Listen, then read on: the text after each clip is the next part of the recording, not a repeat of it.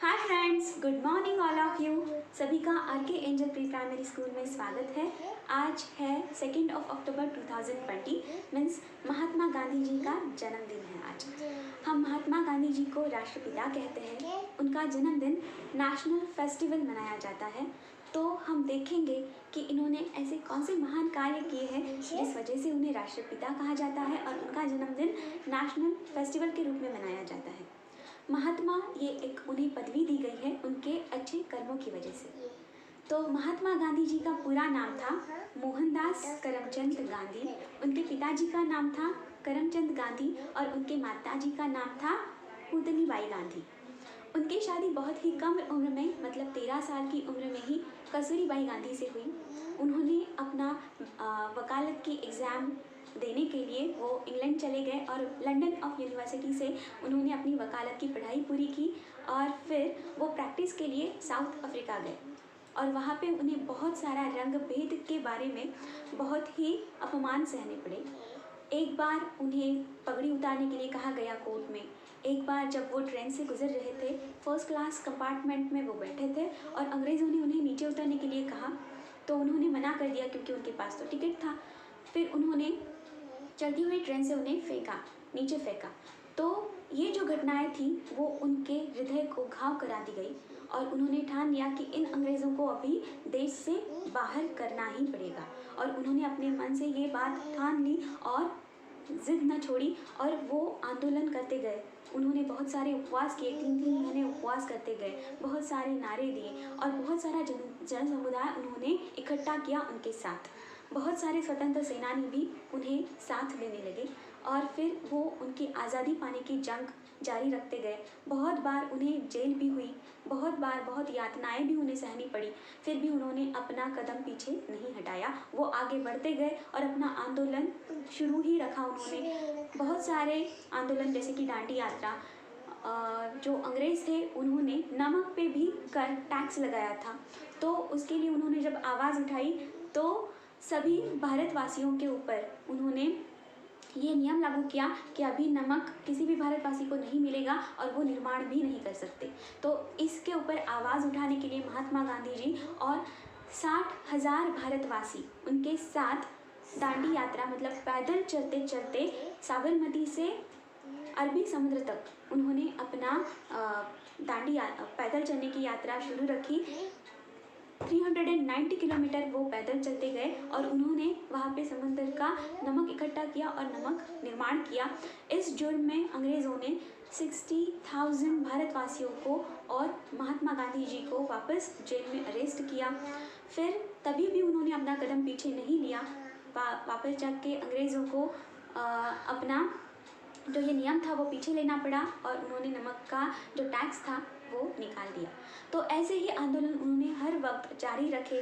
बहुत सारे देशवासियों ने भी उन्हें साथ दी और फिर उन्होंने आगे जाके बहुत सारे स्वतंत्र सेनानी भी आगे आए। बहुत सारे नारे उन्होंने लगाए कि अंग्रेज़ों भारत छोड़ो, करो या मरो, और बहुत सारे भारतवासी भी उन्हें साथ देने लगे इन नारों में और बहुत सारे आंदोलनों में भी।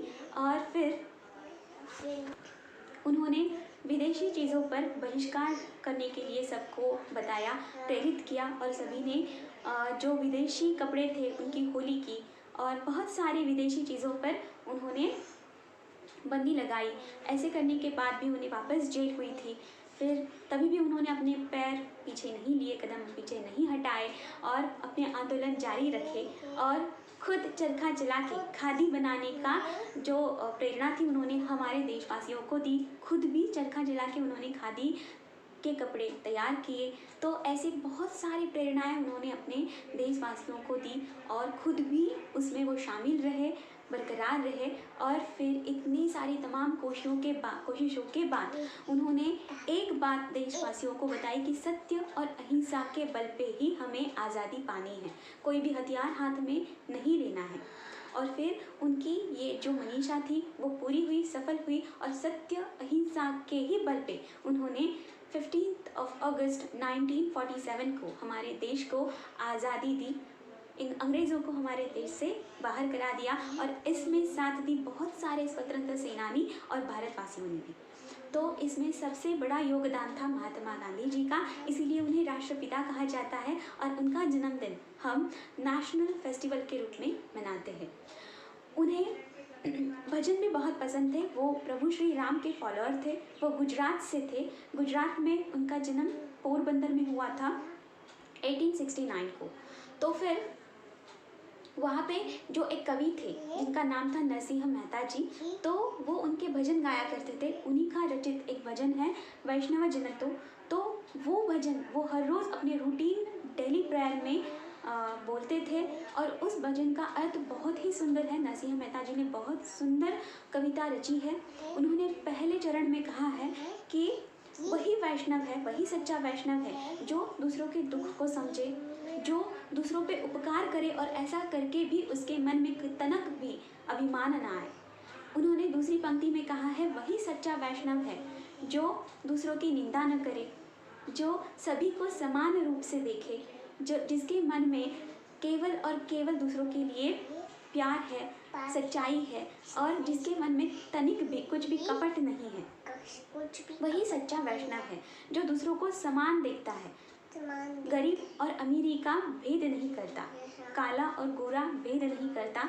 वही सच्चा वैष्णव है जो दूसरों के धन को हाथ नहीं लगाता, जो दूसरों के धन पे अपनी नज़र नहीं रखता, जो पराई स्त्री को अपनी माता समान मानता है। वही सच्चा वैष्णव है जो मोह माया काम क्रोध इससे मुक्त है। हाँ, जो इससे मुक्त है वही सच्चा वैष्णव है, ऐसा उन्होंने कहा है, जो दूसरों की निंदा नहीं करता। और वही सच्चा वैष्णव है जो इन सारे रूल्स को फॉलो करता है, जो सत्य बोलता है, जो कभी जिसकी जीवा असत्य नहीं बोलती, वही सच्चा वैष्णव है। नरसिंह मेहता जी बाद में कहते हैं कि ये जो रूल फॉलो करने वाला वैष्णव है उसके केवल दर्शन मात्र से ही परिवार की 71 पीढ़ियाँ तर जाती है। तो ये इतनी सुंदर पंक्तियाँ महात्मा गांधी जी को बहुत भाती थी और वो हर रोज़ ये अपने डेली प्रेयर में बोला करते थे। तो यही भजन अभी हम सेकंड सेशन में गाने वाले हैं वेदश्री और मैं, और आप भी हमें ज्वाइन हो जाइए और आप भी हमारे साथ गाइए यही भजन। तो ये थी महात्मा गांधी जी की थोड़ी सी जीवनी परिचय।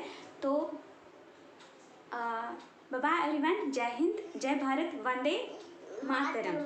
Very nice. अभी हम सेकेंड सेशन में हम वैष्णव जनतो गाएंगे और महात्मा गांधी जी का बर्थडे सेलिब्रेट करेंगे। Okay, so then bye bye everyone. अभी हम नेक्स्ट सेशन में मिलते हैं अभंग भजन के साथ। Bye bye everyone. हम नेक्स्ट सेशन में वापस मिलेंगे।